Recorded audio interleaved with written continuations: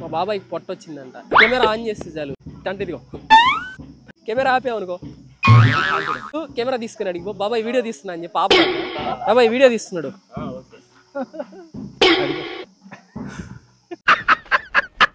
అన్నదానంలో లడ్డే వేయాల్సింది మనమే అనమాట. షుగర్ వస్తుంది అని చెప్పి తెలివిగా కొంచెం లడ్డే వేసాను. వాళ్ళకేమో దానికంటే ముందర కోపం వచ్చింది.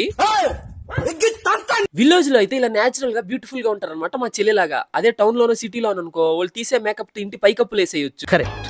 అందరూ ఏందో ప్రేమగా ఆప్యాయంగా వచ్చి ఏమినైనా అంటున్నారు. ఏందబ్బా నిజంగా ప్రేమ అనుకున్నా. తినేసి చేయి కడుక్కొని వచ్చి ఏమినైనా అని మొత్తం పూచిపోతున్నారు.